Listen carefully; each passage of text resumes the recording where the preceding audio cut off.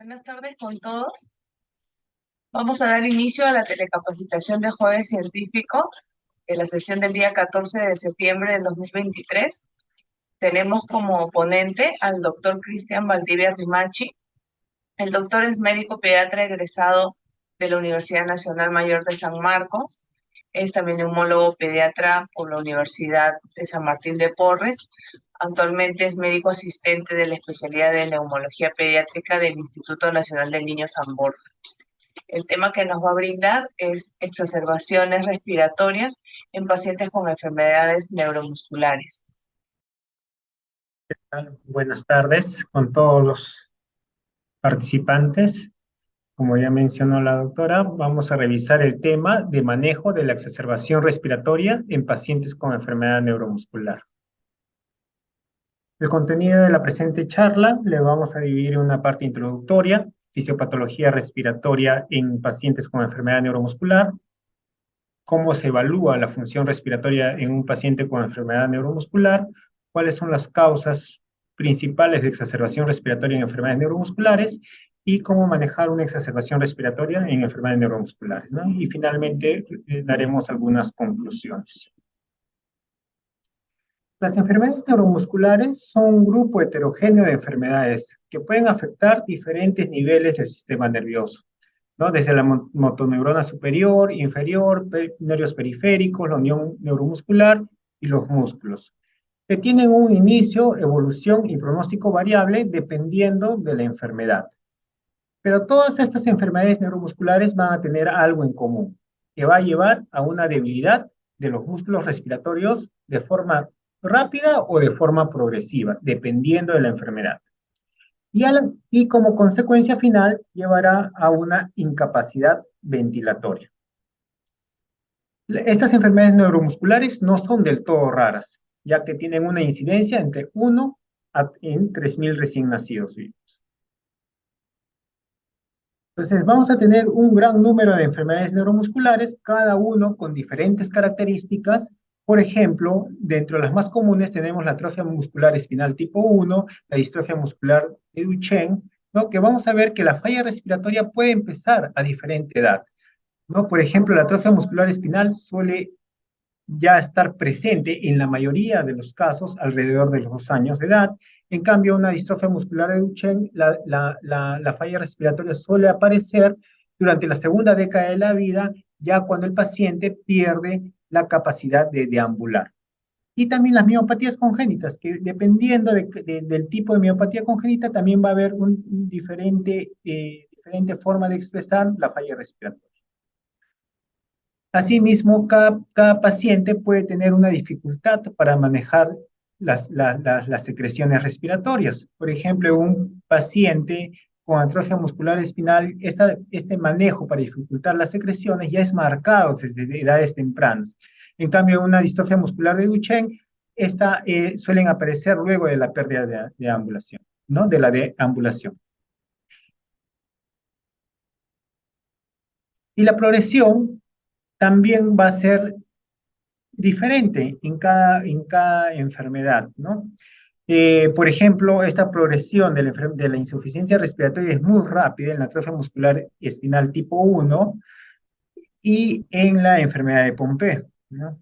Siendo muy diferente a la distrofia muscular de Duchenne o una atrofia muscular espinal tipo 3, la cual es la progresión a una insuficiencia respiratoria va a ser a edades, muy raramente ocurre durante la infancia, ¿no? Ocurre en edades posteriores. Entonces, vamos a clasificar estas enfermedades para poderlas entender en dos tipos, ¿no? Según el inicio de la insuficiencia respiratoria. Enfermedades neuromusculares lentamente progresivas con exacerbaciones agudas de una insuficiencia respiratoria crónica ya establecida, como son la esclerosis lateral amiotrófica, la atrofia muscular espinal, las miopatías heredadas, como la distrofia muscular de Duchenne, y el otro grupo van a ser las enfermedades neuromusculares rápidamente progresivas con episodios agudos de insuficiencia respiratoria. Y dentro de este grupo tenemos ejemplos como la miastenia gravis, el síndrome de Guillain-Barré o miopatías inflamatorias. La presente charla básicamente nos vamos a enfocar en el manejo del primer grupo, ¿no? Aquellos pacientes que tienen ya una insuficiencia respiratoria crónica establecida y que van a presentar exacerbaciones agudas, ¿no? Estas son generalmente son lentamente progresivas, ¿no? Para poder entender, tenemos que revisar algo de fisiopatología, ¿no? Ya que en en las enfermedades neuromusculares va a haber un desbalance, va a haber un desequilibrio entre la carga respiratoria y la capacidad de los músculos respiratorios.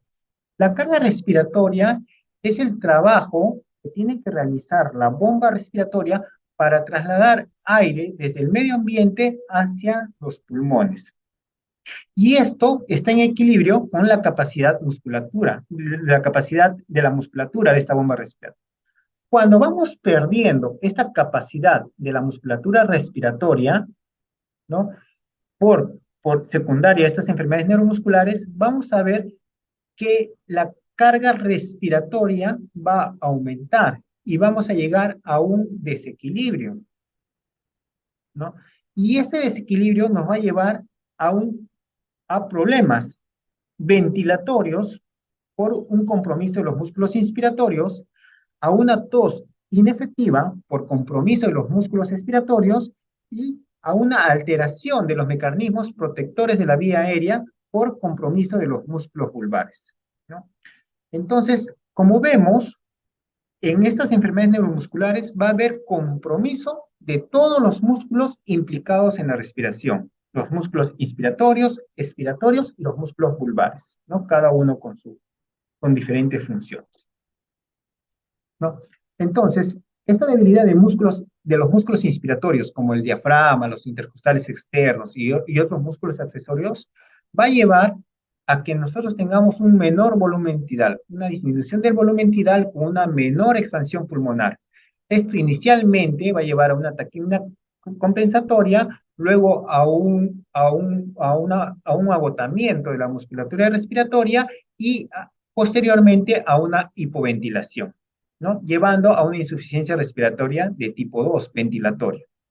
La debilidad de los músculos expiratorios, como los intercostales internos, los músculos abdominales, va a llevar a una disminución del flujo de tos, lo que lleva a una tos defectuosa. Y la debilidad de los músculos vulvares, como los músculos orofaringeos, la lengua, las parálisis de cuerdas vocales, va a llevar a un incremento de los riesgos de aspiración y a una obstrucción de la vía aérea superior. Todos estos tres mecanismos, estas tres consecuencias, la disminución de la expansión pulmonar, la disminución del flujo de tos y el aumento de riesgos de aspiración, va a llevar a una tos defectuosa, con una disminución del aclaramiento de secreciones y una predisposición a generar a que el paciente tenga telectasias o sea propenso a tener neumonía, ¿no? Y si el paciente tiene atelectasias o neumonías, también va a tener una alteración de la ventilación-perfusión, también pudiendo tener, dependiendo la exacerbación, una insuficiencia respiratoria tipo 1 u oxigenatoria, ¿no? ¿No? Pero básicamente la insuficiencia es ventilatoria de tipo 2. Todo esto, todo este mecanismo fisiopatológico se va a exacerbar o va a ser incluso peor cuando hay ciertos factores precipitantes o comorbilidades. ¿Cuáles son? Las infecciones agudas respiratorias, la presencia de escoliosis, que en general aparece en este tipo de enfermedades, cardiomiopatías, como ocurre en una distrofia muscular de Duchenne, la malnutrición o la deshidratación, la rigidez de la pared torácica, que es típico también de estos pacientes, y durante el postoperatorio, ¿no? Pacientes que se están recuperando de anestesia, van a tener una mayor exacerbación de todos estos mecanismos fisiopatológicos, llevando al paciente a una mayor insuficiencia respiratoria de tipo ventilatorio. También es importante conocer la fisiopatología de la tos. La tos está compuesta de tres fases: una fase inspiratoria, una fase compresiva y una fase expiratoria. La fase inspiratoria consiste se va a caracterizar por un marcado ingreso de aire, ¿no? Que va va a colocar a los músculos expiratorios en una posición ideal para iniciar la siguiente fase, ¿no? Que es la fase compresiva. En esta fase compresiva va a ocurrir un aumento de la presión intratorácica contra una glotis cerrada, que va a durar aproximadamente unos 200 milisegundos, ¿no? Que es aproximadamente un quinto de segundo. Esta fase compresiva con glotis cerrada va a ocasionar un gran aumento de la presión intratorácica, ¿no? Y este gran aumento de la presión intratorácica va a llevar a que cuando se abra la glotis ocurra la fase expiratoria, con una gran liberación de un flujo de aire, ¿no? Entonces, si vemos, en el mecanismo de la tos están involucrados todos los músculos respiratorios. En la fase inspiratoria, los músculos inspiratorios. En la fase compresiva, los músculos vulvares. Y en la fase expiratoria, los músculos expiratorios. Entonces, estos pacientes, dentro de su fisiopatología, van a tener una tos totalmente inefectiva, ¿no? Y además, vamos a tener cambios durante el sueño. Durante un sueño normal, ¿qué va a ocurrir? Va a ocurrir una disminución del volumen tidal. Va a haber una hipotonía de los músculos, va a haber una disminución del tono muscular, más que todo el genioglosio. Esto va a llevar a un aumento de la resistencia extratorácica, más que todo en la fase no REM, y también va a haber una atonía de los músculos intercostales en la fase REM.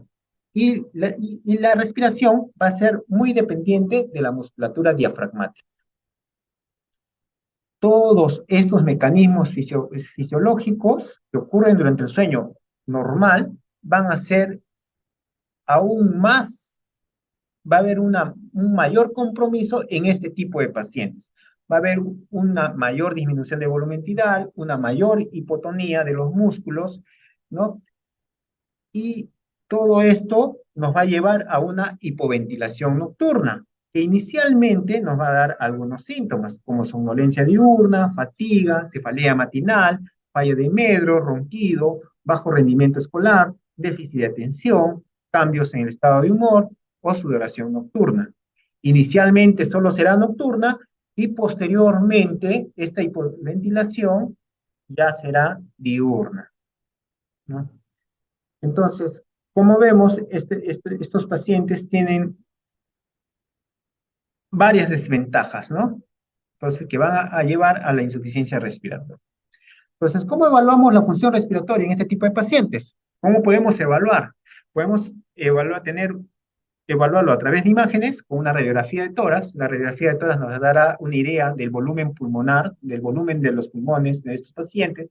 Nos va a permitir evaluar el nivel de los diafragmas, ¿no? Si hay o no presencia de escoliosis, ¿no? Una ecografía diafragmática nos permitirá evaluar la función diafragmática. También podemos hacer una evaluación del intercambio gaseoso a través de una oximetría, ¿no? A través de un simple pulsioxímetro, ¿no? Más que todo durante la noche, una capnografía y también una evaluación del intercambio gaseoso a través de los gases arteriales. También podemos evaluar la función respiratoria, y esto es importante en este tipo de pacientes, para poder tener un basal y ver cómo es que se comprometen cómo se comprometen todos estos valores durante una exacerbación respiratoria. A través de una espirometría podemos saber la capacidad vital forzada de un paciente. También podemos medir presiones estáticas como la presión inspiratoria máxima, la presión expiratoria máxima, esto a través de un ventilómetro, y también el pico de flujo tosido a través de un flujómetro, ¿no? Y el gol estándar para evaluar el sueño va a ser la polisomnografía, ¿no? Que está indicada en aquellos pacientes que tienen una capacidad vital menos del 50% o que ya tienen síntomas de hipoventilación nocturna, ¿no? Que mencioné en la diapositiva anterior. Vamos a revisar un poco cómo evaluamos la función respiratoria en estos pacientes.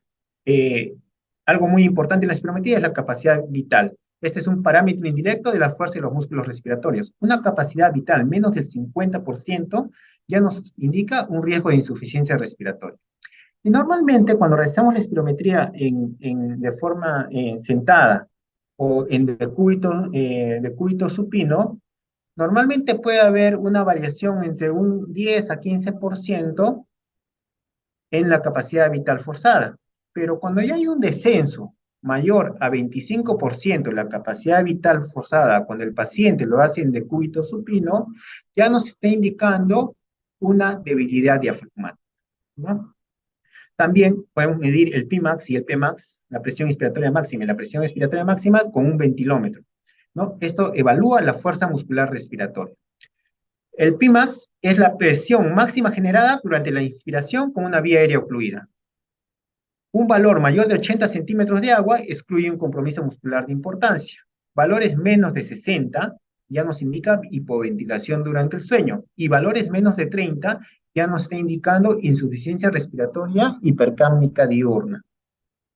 Una presión expiratoria máxima es la presión máxima generada durante la expiración con una vía aérea ocluida y requiere de valores superiores a 60 centímetros de agua para que el paciente tenga una tos efectiva, ¿no? Entonces, si ya tenemos valores menos de 60, probablemente este paciente ya esté teniendo una tos inefectiva. También podemos medir la tos con el pico flujo tosido. Esto es mucho más fácil a través de un flujómetro, ¿no? Un paciente debe tener por lo menos más de 270 litros por minuto en periodos de estabilidad clínica, ¿ya?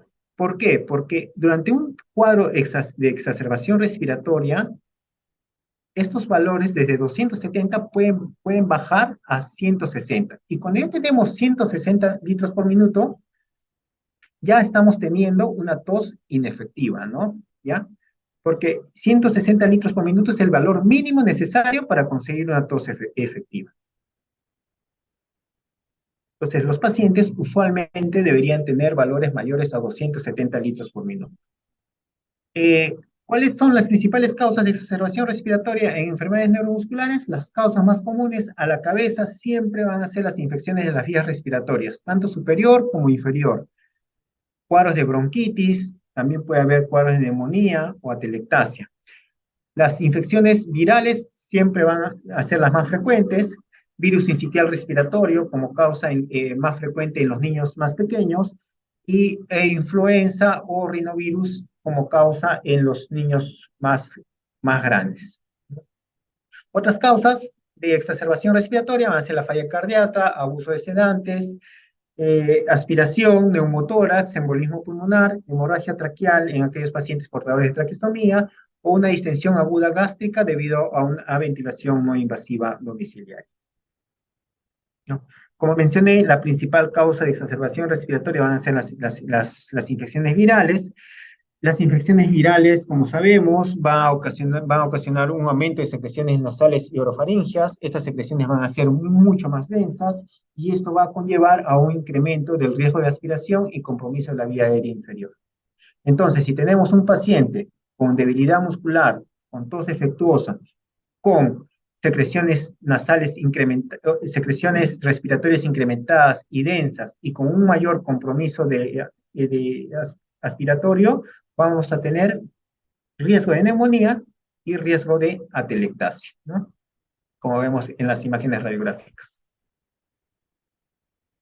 ¿no? Por ejemplo, este estudio evaluó los efectos de las infecciones virales en un grupo de pacientes con enfermedad neuromuscular severa conocida. Este estudio prospectivo incluyó 25 pacientes, 19 varones entre 7 a 40 años, con enfermedades neuromusculares estables y libres de síntomas respiratorios por al menos 15 semanas previos al enrolamiento. Dice, en estos pacientes se les realizó un estudio de la función pulmonar base, como capacidad vital, saturación de oxígeno, niveles de CO2, Pmax, Pmax, y luego estos valores fueron medidos cuando el paciente tuvo una infección respiratoria, dentro de las 24 a 36 horas del inicio de síntomas, y posteriormente día a día hasta la resolución, ¿no? Y como vemos, al segundo, cuarto día, generalmente al segundo día, por ejemplo, esa es la gráfica de un paciente con distrofia muscular de Duchenne. se vio que el segundo día hubo una caída de la capacidad, un descenso de la capacidad vital, un descenso de la presión inspiratoria máxima, y un descenso de la saturación, y un incremento del PCO2, ¿no? Y también se vio en este estudio que conforme el paciente tenía un mayor compromiso, un menor valor de presión inspiratoria máxima, un menor Pimax, mayor era la retención de oxígeno, ¿no?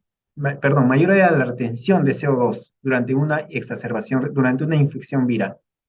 Lo mismo ocurría con la capacidad vital. Mientras menor sea su capacidad vital, ¿no?, del paciente, se vio que durante las infecciones virales había una mayor retención de CO2.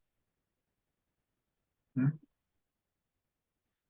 ¿No? Entonces vemos cómo una simple infección respiratoria viral puede comprometer tanto la función respiratoria de este tipo de pacientes.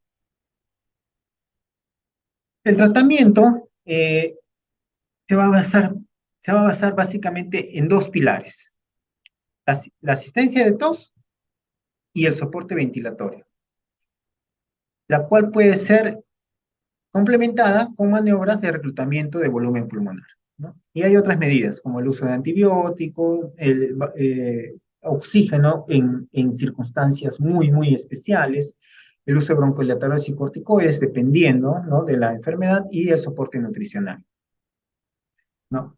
Entonces, vamos a ir revisando cada uno del tratamiento de este tipo de pacientes, ¿no? Y qué es lo que debemos hacer durante una exacerbación respiratoria. Normalmente a estos pacientes requieren de una asistencia de tos, y la asistencia de tos se puede dar mediante dos formas: de forma manual o mecánica. La forma manual es una asistencia inspiratoria seguida de un incremento del esfuerzo expiratorio. ¿Y cómo podemos dar esta asistencia inspiratoria? Podemos aportarla a través de una respiración glosofaringea. ¿Cómo es una respiración glosofaringea? Indicándole al paciente que tome bocanadas de aire y las vaya acumulando como una respiración. Esto es lo que llaman comúnmente como respiración de rana, ¿no? Entonces, y también se le puede dar una asistencia inspiratoria a través de una aplicación, como vemos aquí en este gráfico: aplicación de presión positiva con bolsa autoinflable, con una máscara Ambu. Se les da una asistencia inspiratoria, ¿no?, a través de una mascarilla facial, a través de una pieza bucal o una traqueostomía. Y posteriormente se hace el esfuerzo expiratorio, ¿no?, presionando la parte superior del abdomen o de la pared torácica sincronizada con el esfuerzo del paciente, ¿no? Entonces se le dice al paciente: realiza bocanadas de aire, o se le aplica a través del ambú, y posteriormente se le presiona el abdomen o la pared torácica para que simular un esfuerzo de tos, ¿no? También esto se puede hacer de forma mecánica, a través de un dispositivo de insuflación, exuflación mecánica, que es comúnmente conocida como Cough Assist. Se hace este aparato, va a aplicar presión positiva seguida de una presión negativa, ¿no? Esto que ocasiona un flujo expiratorio pasivo significativo hasta 400 litros por minuto, creando un pico flujo de tos. Se puede aplicar a través de mascarillas faciales, piezas bucales o a través de una traqueostomía. Esto va a dar mayores picos flujo de tos que la asistencia manual. ¿Y cuáles son los beneficios? Nos va a brindar un aclaramiento de las secreciones más distales, disminuciones de hospitalizaciones, disminución de la necesidad de traqueotomía en aquellos pacientes con pico flujo de tos cercano a 160 litros por minuto, ¿no? Entonces, ¿en quiénes están indicados? En aquellos pacientes que tienen un pico flujo de tos menos de 270 litros por minuto, o aquellos pacientes que tienen una presión expiratoria máxima menos de 60 centímetros de agua. Se le programa 3 a 5 ciclos rápidos de insuflación y exuflación, se descansa 30 segundos y luego se hace otra repetición. Se puede hacer 4 o 6 repeticiones. Inicialmente con una presión inspiratoria de 10 a 15 milímetros de mercurio, ¿no?, y se van aumentando según tolerancia, ¿no?, hasta llegar hasta 15 a una presión inspiratoria óptima hasta 40 centímetros de agua, y una presión expiratoria óptima hasta 45 centímetros de agua, ¿no? Se va titulando al paciente, ¿no?, según lo que tolere, porque también estas maniobras de COFACIS causan agotamiento muscular, ¿no? Entonces, muchas veces el paciente se agota con estas maniobras de cofasis. Generalmente se recomienda hacer uno o dos veces al día, ¿no? Y durante exacerbaciones sí se recomienda incrementar, ¿no? Estas repeticiones de cofasis. Esto se puede complementar con maniobras de reclutamiento del volumen pulmonar. Esto se puede hacer a través de una compresión de alta frecuencia de pared torácica, que es este chalequito que vemos en el gráfico. ¿Qué es lo que hace este dispositivo? ¿No? Inyecta y extrae pequeños volúmenes de aire dentro y fuera del chaleco, produciendo compresiones torácicas a una frecuencia entre 5 a 25 Hz y es de uso complementario al cofasis, ¿no?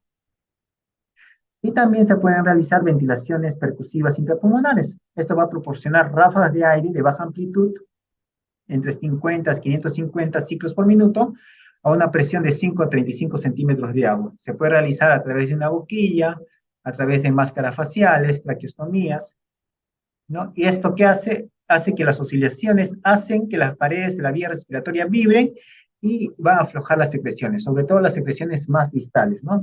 Trata de llevar las secreciones desde las porciones distales hacia las porciones centrales y ya una vez estando estas secreciones en la porción central, ya con el mecanismo de la tos es mucho más fácil de expulsar, ¿no? Entonces son complementarias al COF, ¿no? Y el otro pilar fundamental del tratamiento es el soporte ventilatorio, ¿no? La ventilación no invasiva. ¿Cuáles son los beneficios? Nos permite una corrección del intercambio gaseoso diurno y nocturno, mejora la calidad del sueño, reduce los síntomas asociados con la alteración del sueño, nos brinda un incremento en la supervivencia, mejora la calidad de vida, mejora la ingesta ¿Se le puede guiar? nutricional, que hagan,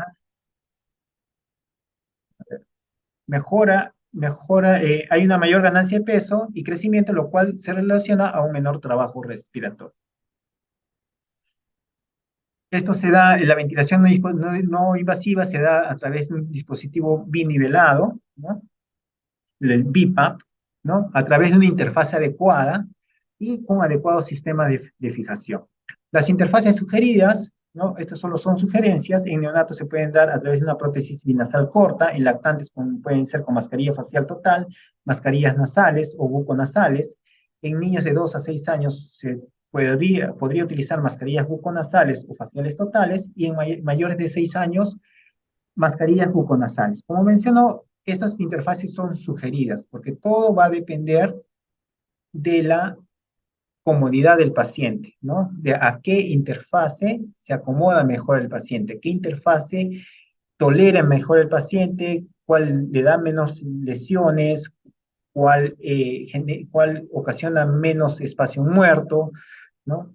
Entonces, todo esto también se tiene que ir probando de acuerdo al paciente, ¿no? ¿Cuál es el que mejor tolerancia tiene el paciente? Como ya mencioné, la ventilación no invasiva se da a través de un dispositivo, a través de este BiPAP, ¿no? Inicialmente podemos dar una programación inicial con una presión inspiratoria o IPAP de 8 a 10 centímetros de agua, una presión expiratoria o EPAP de 4 a 5 centímetros de agua. Se programa las frecuencias respiratorias 2 a 5 respiraciones por minuto menos de lo que requiere el paciente para su edad, y un tiempo inspiratorio entre 0.3 a 0.5 segundos. Posteriormente se pueden ir haciendo ajustes con un aumento del IPAP, ¿no? De 2 en 2, tratando de llegar a un delta entre la presión inspiratoria y la presión expiratoria de 15, ¿no? Una diferencia, ¿no? Entre ellos de 15, ya que estos pacientes no requieren mucho EPA. Se trata de dar un volumen corriente, un volumen tidal entre 6 a 10 mililitros por kilo, ¿no? Y el aumento de EPA no es tan necesario, ya que estos pacientes no requieren mucho de presiones respiratorias, ¿no? Pudiendo ser incluso 3, 4, ¿no? En ciertas circunstancias se pueden aumentar hasta 6, 8. En estos pacientes nunca se debe administrar oxígeno, ¿no? Y menos oxígeno sin un soporte ventilatorio, ¿no? Ya que el oxígeno no va a tratar el problema base del paciente, ¿no? Entonces, está prohibido en este tipo de pacientes brindar solo oxígeno sin un soporte ventilatorio adecuado. ¿Por qué? Porque ¿qué es lo que va a ocasionar el oxígeno? Va a disminuir el impulso hipoxémico de la ventilación en estos pacientes, ¿no? Que ya vienen con una hipoventilación de base, ¿no? Nosotros tenemos quimiorreceptores periféricos y centrales. Estos, si nosotros ofrecemos oxígeno, vamos a aumentar los niveles de oxígeno en sangre, los quimiorreceptores van a detectar un marcado aumento del oxígeno, van a detectar una hiperoxemia y van a disminuir el esfuerzo ventilatorio del paciente. Y si nosotros disminuimos el esfuerzo ventilatorio en un paciente con hipoventilación, vamos a empeorar su hipercapnia, ¿no? Vamos a empeorar su retención de CO2. E incluso vamos a llevar a un paciente a una encefalopatía hipercapnia. El oxígeno se puede brindar en, a fieros muy bajitos cuando el paciente tiene una neumonía o una telectasia asociada, pero asociado a un PIPA, a una ventilación, nunca solo, ¿no? ¿Cuáles son las complicaciones del COFACIS? Cuando usamos COFACIS puede haber distensión abdominal, un empeoramiento del reflujo gastroesofágico, bradicardia o taquicardia, o podría ocasionar en raras circunstancias neumotoras, ¿no? Esto es muy, muy raro. La ventilación invasiva nos puede ocasionar distensión gástrica, barotrauma, descenso del retorno venoso por aumento de la presión intratorácica, agitación, lesiones cutáneas, disconfort, claustrofobia, conjuntivitis. ¿Cuáles son las contraindicaciones para el COFACIS? Si el paciente tiene susceptibilidad neumomediastina o neumotórax, si tiene antecedentes de enfisema buloso o un barotrauma reciente. Y las contraindicaciones para el BNI ya, son inestabilidad hemodinámica o falla multiorgánica, disminución severa del nivel de conciencia, discapacidad intelectual, si tienen una discapacidad vulvar severa o incapacidad de protección de la vía aérea, en este caso ya el paciente sería más tributario de una traqueostomía, ¿no? Pacientes con neumotoras no drenado, pacientes con malformaciones faciales o quemaduras o traumatismos recientes. Como tratamientos complementarios a estos pilares que hemos mencionado, se podría usar algunos agentes mucoactivos, sí se podría utilizar, pero hay que tener en cuenta que estos pacientes no hay problemas con la depuración mucociliar, ¿no? Se puede considerar el uso de nebulizaciones con solución salina en niños con secreciones densas. Y no hay estudios suficientes que recomienden el uso rutinario de solución salina hipertónica o alfa-dornasa en este tipo de pacientes, ¿no? Tenemos diferentes mucoactivos, ¿no? Solución hipertónica, no se recomienda uso de alfa-dornasa.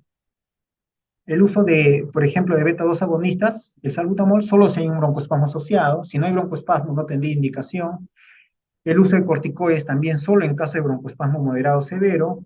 Y el uso de antibióticos sí hay que considerarlo en este tipo de pacientes, ¿no? Hay que tener un umbral bajo para el inicio de antibióticos, ¿no? Si nosotros ya vemos que el paciente tiene una enfermedad neuromuscular de base, está con un cuadro respiratorio moderado, leve, con tendencia a ir a moderado, de preferencia iniciar antibióticos de forma precoz, ¿no? No hay que retrasar el inicio de antibiótico en este tipo de pacientes, ¿no?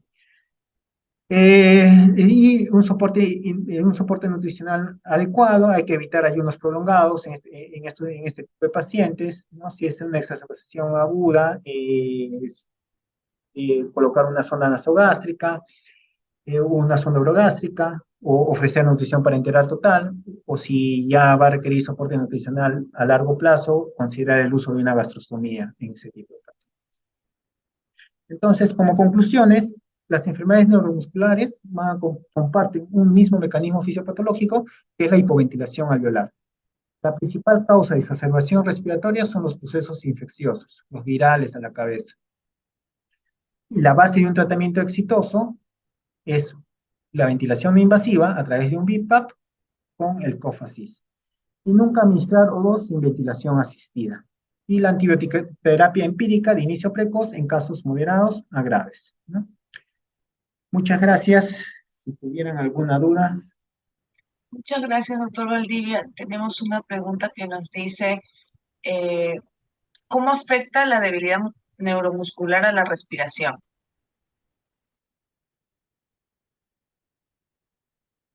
Por los mecanismos de hipoventilación que mencioné, ¿no? O sea, cuando ahí mencioné que hay compromiso de todos los músculos respiratorios, tanto los inspiratorios, va a haber una disminución del volumen tidal, ¿no?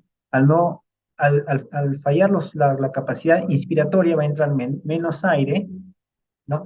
Luego, al, al fallar la musculatura expiratoria, va a ocasionar una tos inefectiva, un mayor acúmulo de secreciones, ¿no? Lo cual lo va a predisponer a telectasias o neumonías, y también va a haber una disfunción de los músculos vulvares, ¿no? Que son los músculos que nos protegen de la vía aérea. Entonces, este paciente no va a tener mecanismos defensivos aéreos, va a tener predisposición a aspirarse, a tener neumonías aspirativas, ¿no?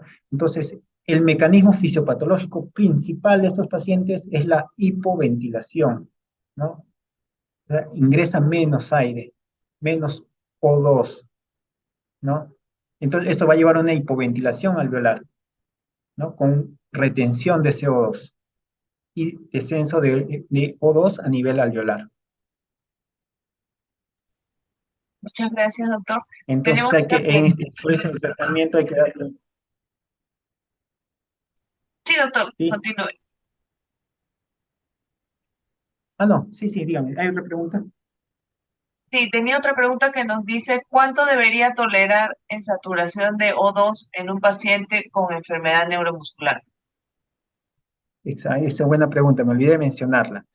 Mire, cuando tenemos un paciente con una exacerbación respiratoria, no debemos estresarnos y buscar saturaciones de 100%, 99%. Que el paciente sature entre 92 a 92 a 94% debería ser nuestro objetivo, ¿no? Recordar que este tipo de pacientes no tienen una alteración del parénquima pulmonar. Su parénquima pulmonar es sano. Entonces, ellos no tienen mucho problema oxigenatorio, ¿no? Su problema es ventilatorio, ¿no? No tienen fuerza para respirar. Entonces, no es tanto problema oxigenatorio, ¿no? Entonces, debemos buscar una saturación objetiva entre 92 y 94%, ¿ya? Y muchas veces el problema de la saturación se corrige solo con un soporte ventilatorio, sin necesidad de ofrecer oxígeno, este tipo de pacientes, ¿no? Están ahí con su BiPAP y con FiO 21, ¿no? Muchas gracias, doctor. Tenemos una pregunta que nos dice si la distrofia muscular Duchenne es una alteración respiratoria frecuente. Y sí, como mencioné, no son del todo raras estas enfermedades neuromusculares. Acá en el instituto sí vemos con bastante frecuencia distrofias musculares de Duchenne. Eh, a veces, lamentablemente, a veces hay algunos pacientes que ya estarían entrando en necesidad de ventilación no invasiva, pero como sabemos, en nuestro país no tenemos un programa de ventilación domiciliaria, ¿no? A veces algunos pacientes se podrían beneficiar, ¿no? De inicio temprano de ventilación no invasiva, cuando esté indicado, ¿no? No son raras, ¿ah? Las distrofias musculares de Duchenne. No son del todo raras, porque acá sí vemos con regular cantidad. Claro que en la distrofia muscular de Duchenne, generalmente la insuficiencia respiratoria empieza en la segunda década de la vida, ¿no? Y demoran un poco, ¿no? Generalmente ya van a requerir la ventilación invasiva a los 17, 18, 19 años, ¿no? Dependiendo también cómo haya sido su cuidado, ¿no?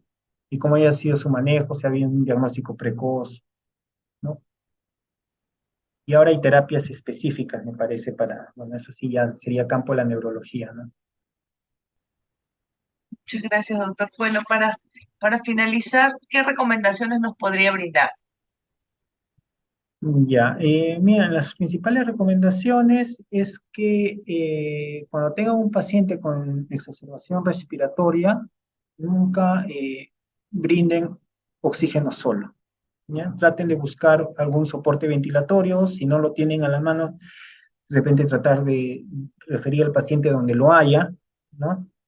Eh, Nunca tratar de buscar que el paciente sature, a veces si no tenemos, ¿no? Para tratar de en la emergencia, en urgencia, si le van a brindar oxígeno, que sea oxígeno en poquita cantidad, tratando de buscar una saturación del 92%.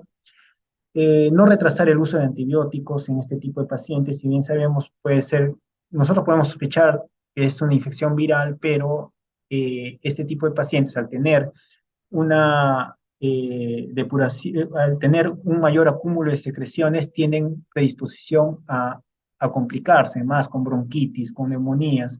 Entonces, si estamos sospechando que hay una coinfección bacteriana, inicio precoz de antibiótico, ¿no?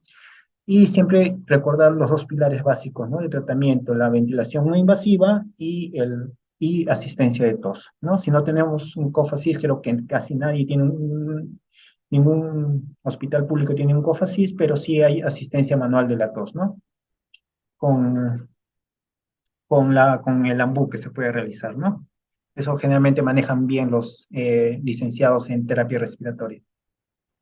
Muchas gracias, doctor Cristian Valdivia. La Oficina de Docencia e Investigación agradece su gentil participación como ponente y también por haber compartido su experiencia profesional con todos nosotros. Además, agradecemos a los participantes y los esperamos el próximo jueves con otra telecapacitación. Muy buenas tardes, gracias. Hasta luego. Gracias.